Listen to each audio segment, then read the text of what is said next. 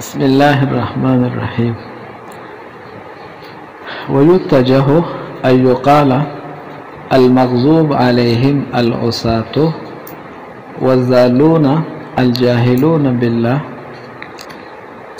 لأن المنعم عليهم من وفق للجمع بين معرفة الحق لذاته والخير للعمل به، فكان المقابل له من اختل إحدى قوتيه العاقلة والعاملة، والمخل بالعمل فاسق مغضوب عليه لقوله تعالى. دې نه دا خبره کی چې ويتجه أن يقال، دا يتجه فعل مجهول له، او دا أن يقال په تاویل مصدر سره د نائب فاعل له.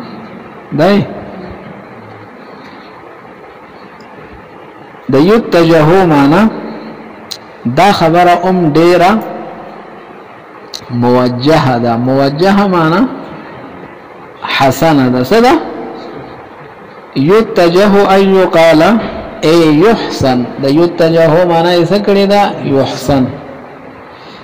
پوهیږئ؟ او دا ماخوذ دی فی سیب وجه الرجل. وجه الرجل کله ویل کیږي؟ اذا صار ذا جاه، چې کله یو سړی د مرتبه خاون وګرځي. ها نو دا قول هم يتجه، دا د جاه او د قدر خاون دی. دا قول چې په تفسیر او په تاویل کې ویل شي چې د مغضوب علیهم نه مراد عصات دي او د ضالون نه مراد جاهلون بالله دي. پیسه پوه شولې؟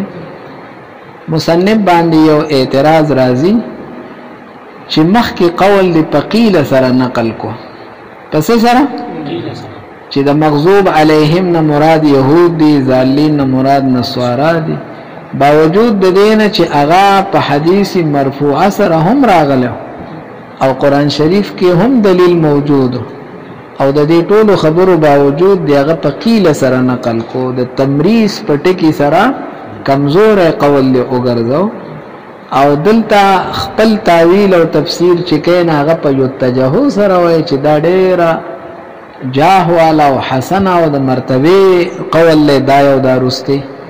خپل تعویل او تفسیر خپل تعویل چې کوم په خپل رائے سره کین هغه ته حسن وای، هغه ته ذا جاه او ذا قدر او ذا مرتبه وای، او کم چې حدیث مرفوعانه کوم تعویل او تفسیر راوته او هغه قیل سره په نشوله به. مستاسو محشلی کلی دی چې ول اوجه ما قاله رسول الله صلی الله علیه وسلم. اوجه خبره او د قدر او د مرتبه وینام اک وکم چې نبی کریم صلی الله علیه وسلم او فرمایله.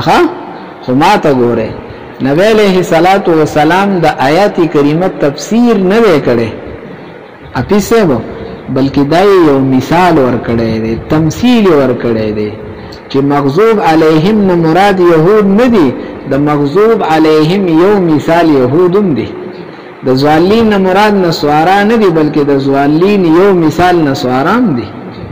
په نشولې په یاد مو کړل خبره کو نبی علیہ الصلوۃ والسلام یقینا اراده د تفسیر وی چې دا مرفوع حدیث تاغي سره تفسیر وی. په نشولې بیا د چرته دا خبره نه کوله چې ويتجه په ایګه خبره باندې بیا به هغه ته سوي. خو هغه نبی علیہ الصلوۃ والسلام به تور تمثيل ویلې به تور تفسیری، نو چې به تور تفسیر نشولو نو مغضوب علیهم دا د يهود مبارک خاص نشولو او ضالین د چا مبارک خاص نشو. په نشولې نو ويتجه أن يقال دا قول چې مغضوب علیهم نه مراد عصات یا د ضالون نه مراد جاهلان دي. وایي هغه خلق چې هغه جاهل بالله دي، جاهل بالله دي.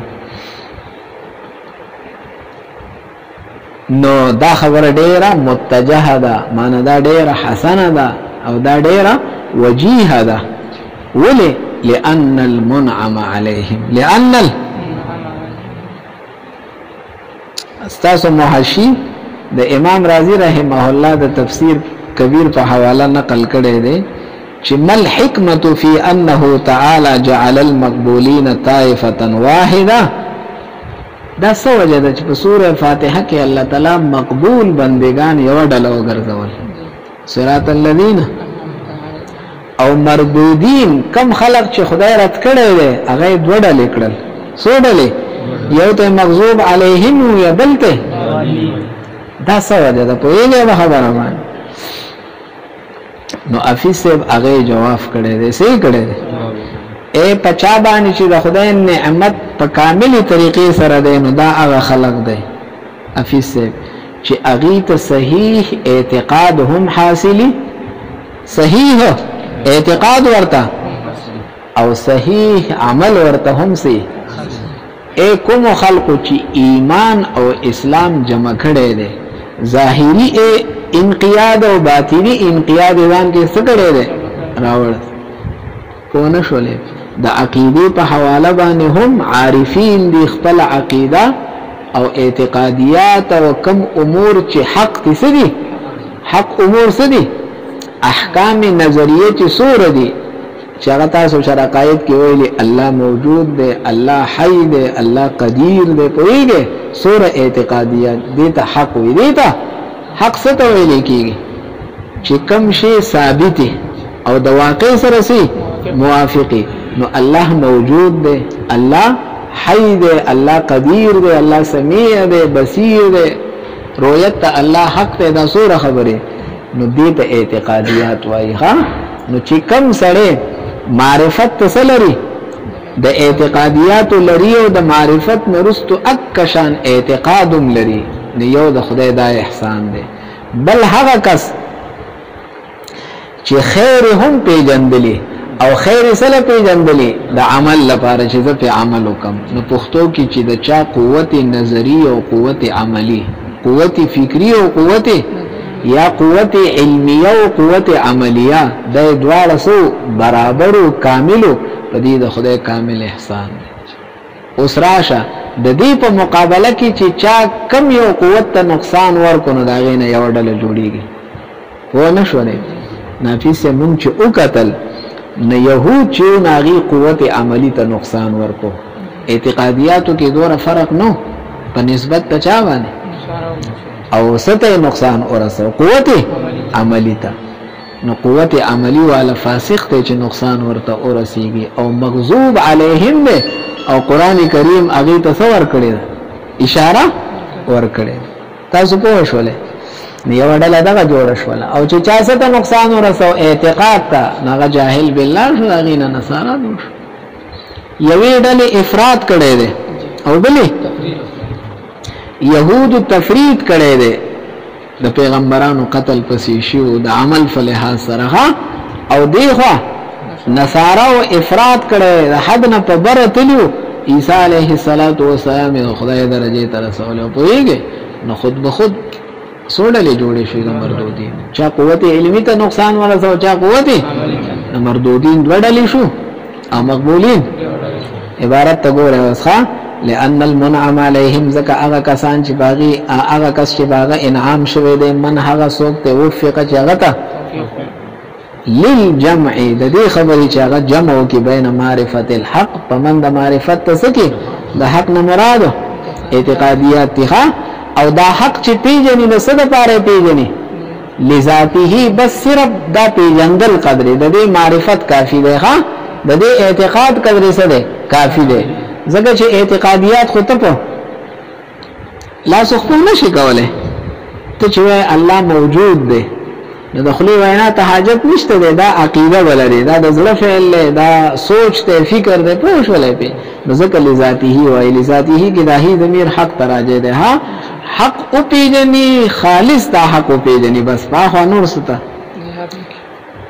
اول خیر او معرفت ته څه وکړي څومره د خیر کارونه چې دی هغه ټول وپېژني، خو د څه دپاره وپېژني؟ تش پېژندل نه، للعمل به چې څه پې وکړي. نو راشه پکان المقابل له کم کس چې د دې څه شولو هغه به من هغه کس اختل احدى قوتیه چې په دوو قوتونو کې یو ته څه ورکړي نقصان. هغه دوه قوتونه څه دي؟ العاقله والعامل فعاقله سره اعتقاديات لري او فعامله سره اعمال حسنه او راش والمخل بالعمل چې کوم سره عمل ته څور کی دا فاسق دا څه ده او مغضوب عليه ده لقوله تعالى اعوذ بالله من الشيطان الرجيم الله تعالی د قاتل بالعمد بارک څه فرمایلی عمدن بارک وغضب الله عليه وغضب الله په د غضب کړي ده دا غضب چې پکړه دا د څه د وجنه دا د عمل له وجنه عمل ته نقصان ور کړي ده ها نو پته ولګي چې څوک عمل ته نقصان ور کی دا فاسق ته او دا مغضوب ده والمخل بالعلم او کم کس چې څه نقصان ورسي قوت علمیه او قوت نظریه او فکری اعتقادیات ہوتا نزوا جاهل ضال دا جاهل ده او گمراه ده ها لقوله تعالى اعوذ بالله من الشيطان الرجيم فماذا بعد الحق فماذا خبر ده حق نرستو الا الضلال سوا ده گمراهینا اے ده حق نرستو بل خبره هنشته سوا ده چې ته صحیح اعتقادیات نه لري نو خود دا گمراهی ده کنه پوښولې خبره باندې فماذا بعد د حق نه مراد د اعتقادیات شو ها نو چې ته اعتقادیات ته نقصان ورکې او کومي خبرې چې واقع سره موافق دي چې هغه ټول عقيدي لري ته نقصان ورکې نه دا خالص گمراهي ده نو وقرئ ولزوالين وقرئ زوالين ها زوا افي سب التقاء ساكنين دو قسمه ده یو على حده ده او یو على حده کې درې خبرې چې دو ساکن یو زیرال اولنې پکې مد او ثاني مدغم او کلمه واحده وا چې دا درې خبرې پکې ده على حده ده او دا تاسو وايي جایز ده کویږي لکه دابتون کې وګوره الف راغله اور پسې با راغله نه الف هم ساکن او با یا ولم سو او الف مد ده او با مدغم ده او کلمه هم څه ده نو زوالین ته وګوره الف راغله او لام راغله الف هم ساکن او لام هم الف مد ده او لام مدغم ده او کلمه هم څه ده نو دا هو علی حده ده هو جایز ده خو بیا هم یو ډول داسې ده چې هغه د التقاء ساکنین ډیر تخت کی ها هغه وایي چې التقاء ساکنین نزان او ساتل شي کاله حده ده او کاله نو اغیدا سے چل کړي چې ولز زوا کې د الف نه وي کویږي نو دای په حمزه سره ویلې دی او د حمزه له حرکت ورکړي ولز زوالین ولز زوا نو بالحمزه سره ویلې دی نو وقرئ ولز زوالین بالحمزه او على لغه من دا لغت ته هغه چا دی جد چغی ډیر کوشش او مبالغه کی تل حرب پتیخته کې من التقاء باسط وی پامین یو دروان